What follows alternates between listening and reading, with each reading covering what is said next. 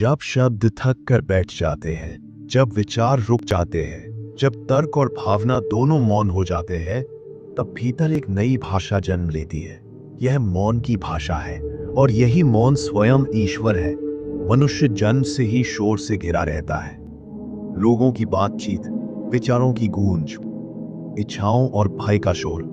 हम सोचते हैं ईश्वर इस कोलाहल में मिलेगा, किसी मंत्र, किसी भजन, किसी प्रवचन में। लेकिन जब हम थक जाते हैं, तब धीरे धीरे हमें एहसास होता है कि ईश्वर बाहर नहीं, भीतर मौन में छिपा है। यह मौन कोई खालीपन नहीं है, यह तो एक जीवित, स्पंदित ब्रह्मांड है, जहां आत्मा और परमात्मा बिना किसी शब्द के मिलते हैं। यह वह स्थिति है जहां अनुभूति आरंभ होती है और शब्दों की सीमा समाप्त हो जाती है। क्या कभी आपने सूर्यास्त के समय आकाश को निहारा है? जब पक्षी लौटते हैं, आकाश में सुनहरा रंग फैलता है, वहां मौन होता है, लेकिन वह मौन मृत नहीं होता। यह मौन तुम्हें याद दिलाता है कि तुम शरीर नहीं, एक दिव्य ज्योति हो, उसी शाश्वत मौन का अंश जहां से यह सृष्टि जन्मी है। शब्दों से धर्म बनते हैं, लेकिन मौन से भक्ति। शब्द ज्ञान देते हैं, लेकिन मौन अनुभव कराता है। मौन आत्म साक्षात्कार की कुंजी है। जब कोई साधक मौन में उतरता है, वो सबसे प्राचीन संगीत को सुनने लगता है। वही ओम की ध्वनि जिसे ऋषियों ने अनुभूत किया, जिसे बुद्ध ने जिया, जिसे कबीर ने भीतर खोजा। महान संत, योगी और मुनि मौन में रहते हैं, क्योंकि ईश्वर को सुनने के लिए बाहरी कान नहीं, हृदय की दृष्टि चाहिए। आज की दुनिया में मौन खो गया है। लोग उससे डरते हैं, उससे अकेलापन समझते हैं। लेकिन मौन ही वह स्थान है जहां हम सबसे अधिक पूर्ण होते हैं। मौन में कोई पहचान नहीं होती, कोई मुखौटा नहीं होता, कोई प्रमाण नहीं चाहिए होता।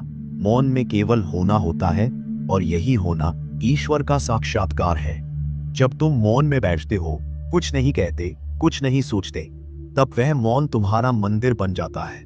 यह कोई अभ्यास नहीं, यह समर्पण है। मौन दिखता नहीं, लेकिन भीतर गूंजता है। हर सांस मौन से आरंभ होती है और मौन में ही विलीन हो जाती है। मौन ब्रह्म का स्वरूप है। शब्द उसकी सतह है, मौन उसकी गहराई। यह मौन तुम्हें भीतर खींचता है, जहां तुम किसी को दोष नहीं देते, कुछ मांगते नहीं। वहां केवल प्रेम है, बिना शर्त, बिना कारण।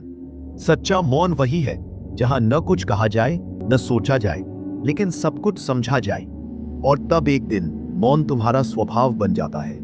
तुम मौन में जीते हो, मौन में चलते हो, मौन में प्रेम करते हो।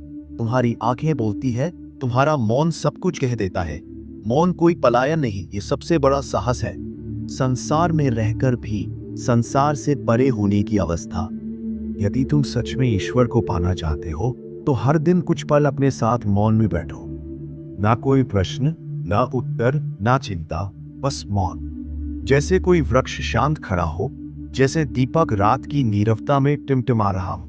शुरुआत में यह कठिन लगेगा, मन भागेगा, विचार शोर मचाएंगे, लेकिन धीरे धीरे मौन तुम्हारा मित्र बन जाएगा।